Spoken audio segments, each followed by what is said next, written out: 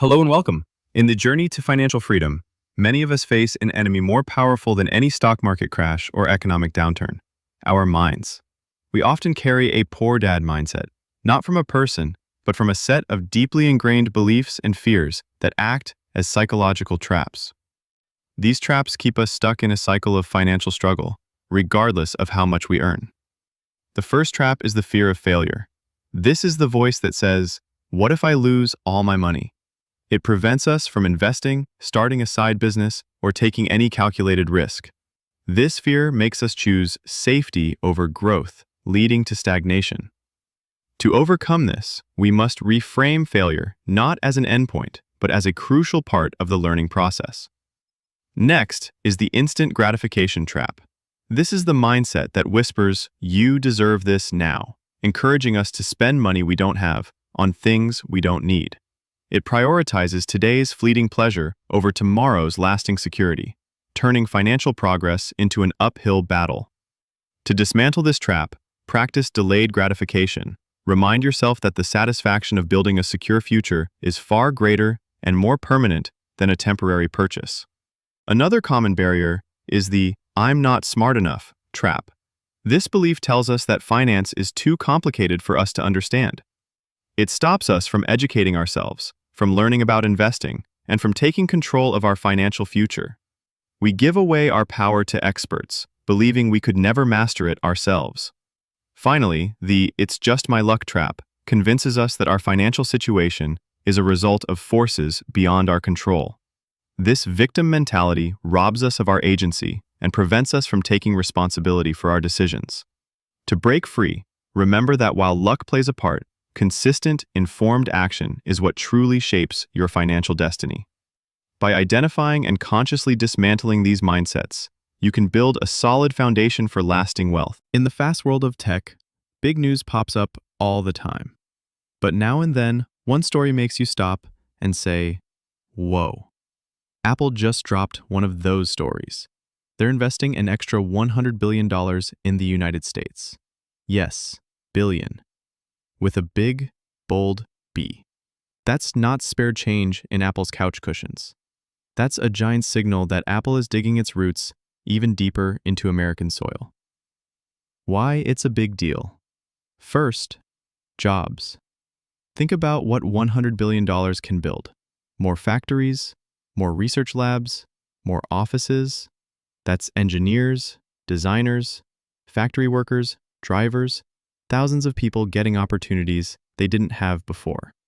It's not just Apple growing. It's entire towns and cities getting a boost. Second, innovation. Apple doesn't spend billions to do the same old thing. This money could spark faster chips, smarter AI, cleaner energy, maybe even the next iPhone moment. A product so new, it changes everything. The bigger picture. This move didn't happen in a vacuum. It came after big talks between Apple and the US government. The deal? Apple gets local support to grow here. America gets jobs, stronger industries, and more made in USA tech. Sure, building in the US isn't cheap. Labor costs are higher, talent is competitive, but Apple isn't thinking about next quarter's profits. They're thinking about the next decade. Picture this. Apple is like a giant tree. This $100 billion is rooted in water. The tree grows taller.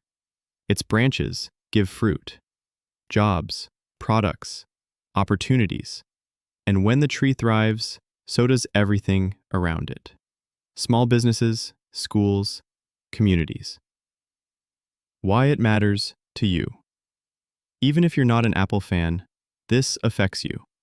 It shapes where jobs appear, where housing booms, and what tech ends up in your hands. The phone you buy, the job you apply for, the city you move to. This one decision could touch all. So, watch the headlines. In the next few years, you'll see new Apple buildings, new, now hiring signs, and new products born right here in the United States. This isn't just money. It's a bet on the future.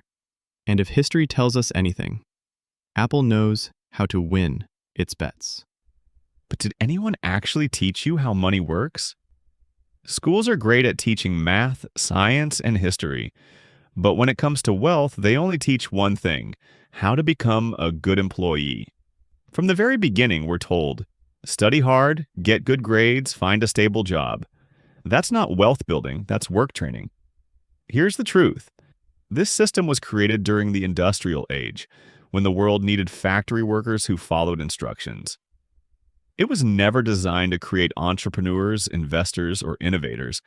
And that's why so many people graduate knowing how to pass exams, but not how to manage debt, build assets, or create financial freedom. Wealth comes from lessons schools rarely teach: how to invest, how to build assets, how to take smart risks, and how to think like an owner, not just a worker. That's the mindset shift that separates employees from entrepreneurs.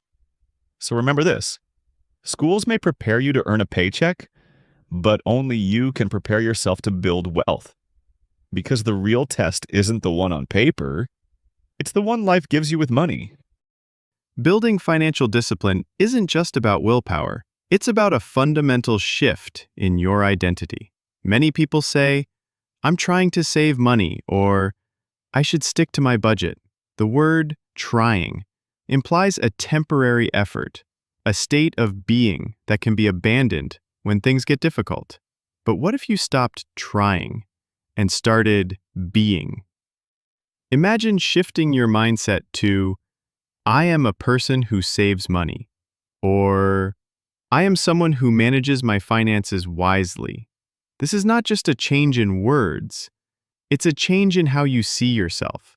When you adopt this new identity, your actions begin to align with your new self-image. A person who is a saver doesn't debate whether or not to save a portion of their paycheck. It's simply what they do. It becomes a non-negotiable part of who they are, as natural as brushing their teeth. This identity shift removes the mental friction and excuses. It replaces fleeting motivation with unwavering commitment. By consistently acting as the financially disciplined person you want to become, you reinforce that identity with every choice you make. The effort required decreases, and the results multiply. Stop trying to be good with money and decide today that you are good with money. That simple mental shift is the most powerful investment you can make.